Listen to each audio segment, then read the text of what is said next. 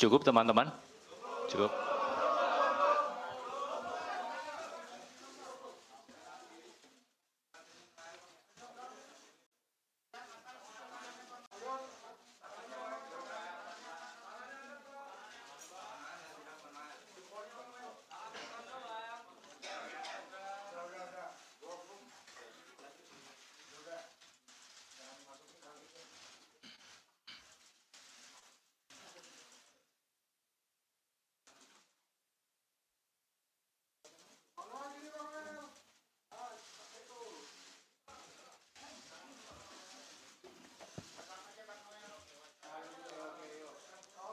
Sudah cukup?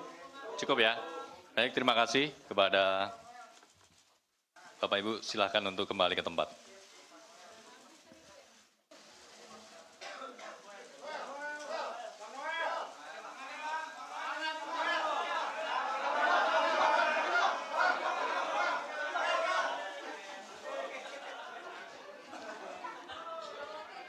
Baik, terima kasih teman-teman media. Kita akan kembali terkait dengan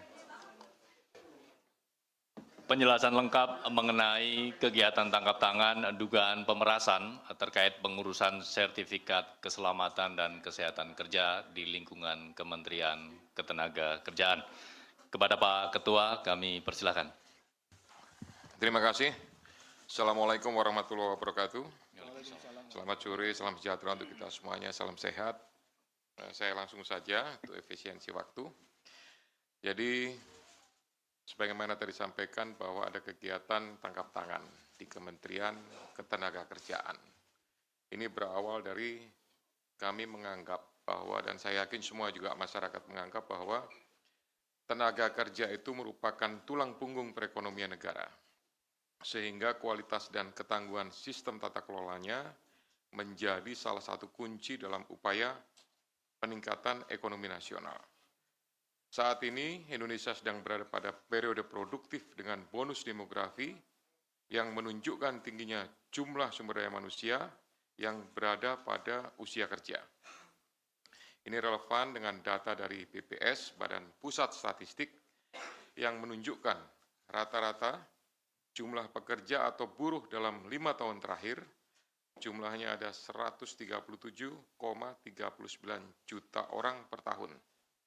Adapun untuk tahun 2025 jumlahnya 145,77 juta orang atau 54% dari total penduduk Indonesia.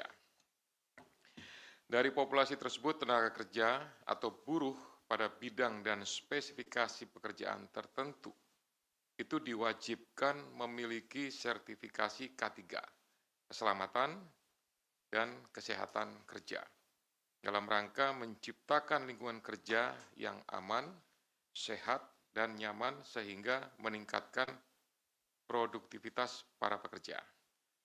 Adapun pengukuran dan pengendalian lingkungan kerja harus dilakukan oleh personil K3 bidang lingkungan kerja yang memiliki sertifikasi, kompetensi, dan lisensi K3. Ironinya, ketika kegiatan tangkap tangan, KPK mengungkap bahwa dari tarif sertifikasi K3 yang sebesar Rp275.000, tapi fakta di lapangan menunjukkan bahwa para pekerja atau buruh harus mengeluarkan biaya hingga Rp6 juta karena adanya tindak pemerasan dengan modus memperlambat, mempersulit, atau bahkan tidak memproses permohonan pembuatan sertifikasi K3 yang tidak membayar lebih tersebut. Biaya sebesar 6 juta ini 2 kali lipat dari rata-rata pendapatan atau upah atau UMR yang diterima para pekerja dan para buruh tersebut. Oleh karena itu, penanganan perkara ini sekaligus sebagai pemantik untuk upaya pencegahan korupsi pada sektor ketenagakerjaan yang lebih serius ke depannya, agar pelayanan publik dapat terselenggara dengan mudah, cepat, dan murah, sehingga tidak merugikan masyarakat sebagai pekerja atau buruh sekaligus mendukung peningkatan ekonomi nasional. Saya lanjutkan dengan penjelasan tentang kegiatan tindakan penyelidikan atau tangkap tangan yang sudah dilakukan oleh Kedeputian Penindakan.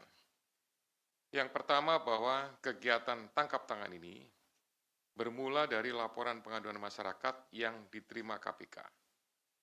Hal ini sekaligus sebagai bentuk kontribusi konkret dan dukungan publik dalam pemberantasan korupsi. Dari informasi yang dihimpun tersebut, pada hari Rabu dan Kamis, tanggal 20 dan 21 Agustus, tim KPK kemudian bergerak secara paralel di beberapa lokasi di wilayah Jakarta dan mengamankan sejumlah 14 orang, yaitu Saudara IBM, selaku Koordinator Bidang Kelembagaan dan Personil Ketiga tahun 2022 sampai dengan 2025. Kemudian GAH atau GAH, Koordinator Bidang Pengujian dan Evaluasi Kompetensi Keselamatan Kerja tahun 2022 sampai dengan saat ini. SB, Subkoordinator Keselamatan Kerja, Direktorat Bina K3 tahun 2020 sampai dengan 2025. AK, Subkoordinator Kemitraan dan Personil Kesehatan Kerja tahun 2020 sampai dengan sekarang.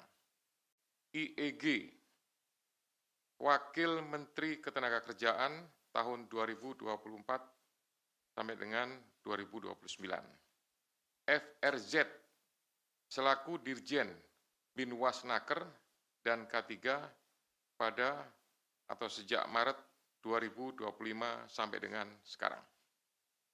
HS, Direktur Bina Kelembagaan tahun 2021 sampai dengan Februari 2025.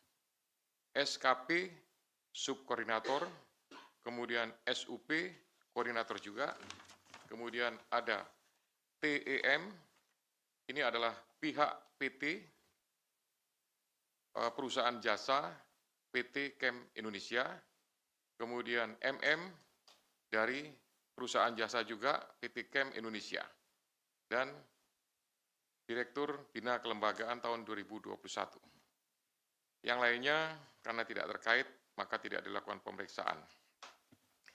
Selain itu, tim juga mengamankan barang bukti yang diduga terkait ataupun yang merupakan hasil dari tindak pidana ini, yaitu 15 unit kendaraan bermotor roda 4 dengan rincian 12 unit dari IBM, 1 unit dari SB, 1 unit kendaraan roda 4 dari SB, yang 12 unit tadi juga roda 4, kemudian 1 unit roda 4 dari HS, 1 unit roda 4 dari GAH.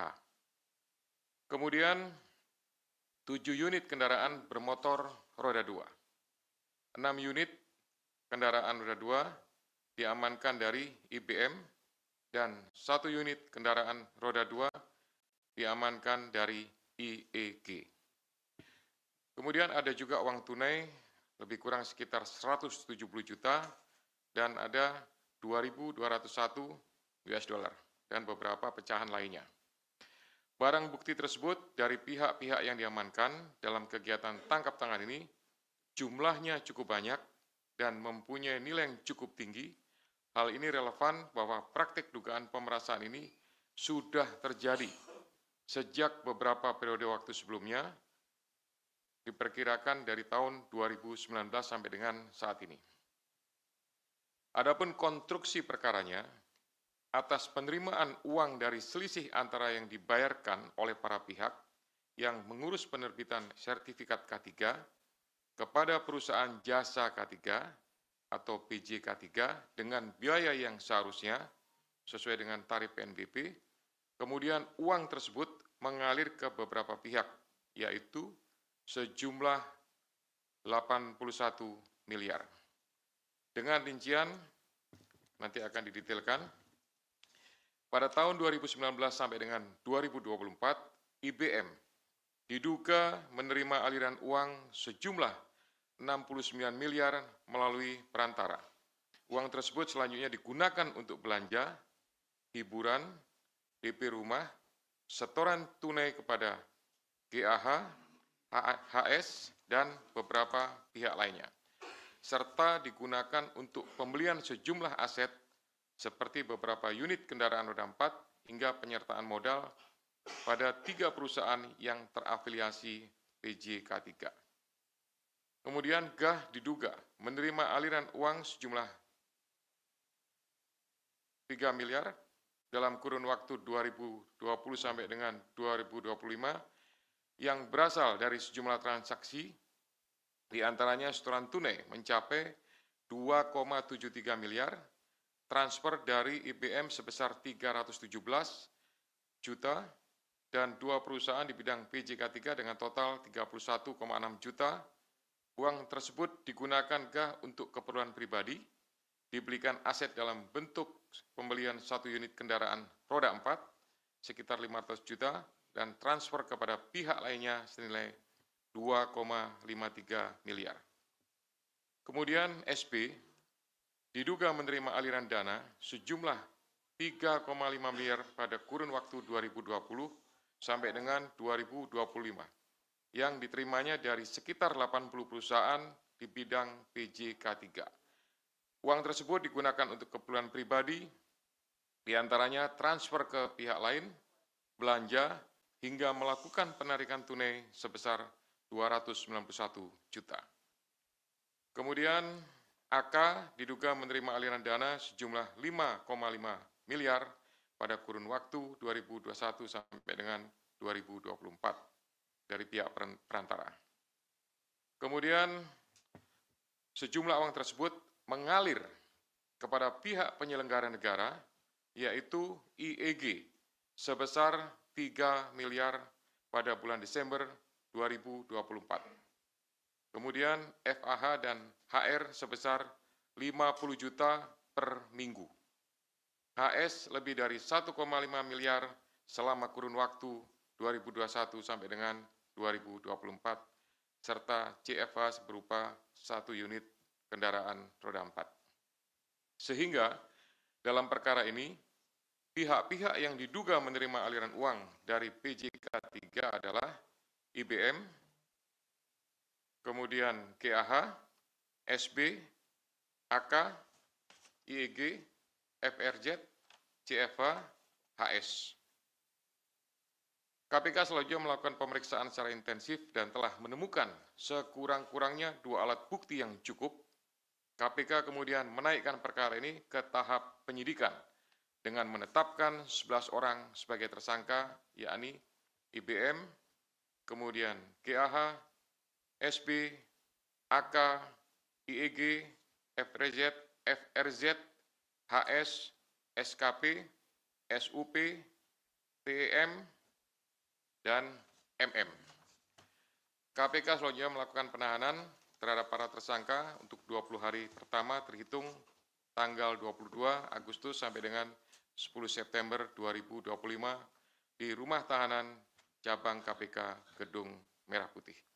Atas perbuatannya, para tersangka dipersangkakan pasal 12 huruf E dan atau pasal 12 huruf B besar Undang-Undang Nomor 31 Tahun 1999 tentang Pemberantasan Tindak Pidana Korupsi, sebagaimana telah diubah dengan Undang-Undang Nomor 20 Tahun 2001 Yunto Pasal 64 Ayat 1 KUHP, Yunto Pasal 55 Ayat 1 ke 1 KUHP. Demikian penjelasan pointer atau beberapa hal rangkaian daripada kegiatan tindakan penyelidikan tertangkap tangan. Sudah kami tetapkan semuanya. Jadi